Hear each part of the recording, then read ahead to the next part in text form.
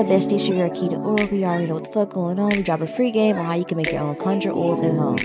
Okay, so I had this idea because I was in the middle of just replenishing my own oil set, and I said to myself, a lot of people think that spirituality has to be this complex thing, but if you set time out of your day to be more practical with your divination practices, it can make life a lot easier for you. I think people get caught up in the glitz and glamour and the aesthetics of some of the social media conjurers that we see online. But honestly, when I do this, I make my money oils, my protection oils, my love oils, all at once. I add these to like my cleaning solutions. So when I clean up, which I'm going to do anyway and often, I'm not only getting things done, I'm managing my time appropriately. This allows me to sharpen my gifts. I feel like that you get more in tune with your own personal magic, per se, for lack of better words, when you are conjuring more often. Okay, spiritual hygiene is just as important as washing your ass every day. Like, this thing needs to be done often, especially when you're trying to manifest. And you could do a lot of things to aid in cultivating the best experience you can have in this life when you prioritize your spiritual hygiene. So I say all that to say, here's my little video on how you can make your own conjurers at home. So what you see me doing, I actually have multiple containers. I was refilling some batches I already had that had been stored for at least 9 months, which we'll talk about that later.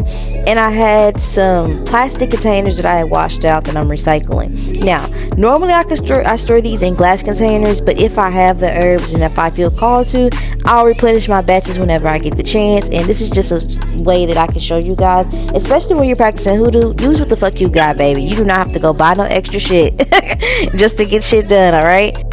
In fact, even though I didn't show it in this video, most of my conjure oils are inside of liquor bottles. That might be a look at up, but hey, it is what it is. All you need is olive oil, and you're gonna need your herbs of choice, whatever herbs you feel drawn to, and you're gonna need somewhere cool and dark to store it. What I actually did the night before, what I typically do is I place the olive oil open on a clean space on my ancestor altar. I ask them to bless the oil. I pray over it, and that activates the oil, because it's not the oil itself that has power, it's God that you're conjuring. I always do some sort of offering. I place all the utensils that I will be using on the day or during this type of ritual, per se, out on the altar. I knock 3 times on the altar to let my ancestors know that I welcome their assistance in doing this such work. And then from there, I pray, as stated earlier, over my herbs and my oil, and then we get started. Now, this is the easy part, because this is just literally you customizing from henceforth. All you're going to do is obviously have your container that you're going to be using. You're going to cleanse that, be it with sage, palo santo, incense, whatever. After you cleanse it, you pray over the container. Now you're just going to add your oils into there, and you're going to place your herbs. When you're done placing the herbs and the oil in the container, you're going to store it in a dark, cool space.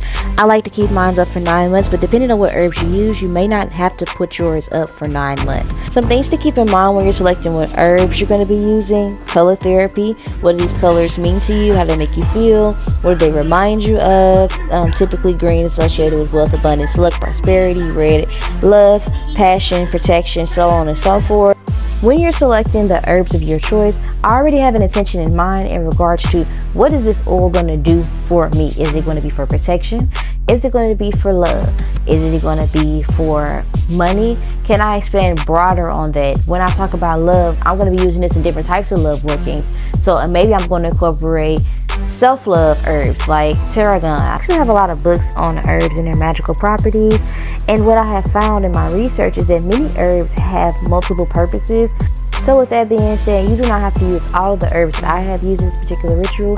If you guys are interested in seeing what I use for different particular conjure oils, check the description box below if you're watching this on YouTube, or the comment section below this video, where I will have more details. Give this video a thumbs up if you found it useful.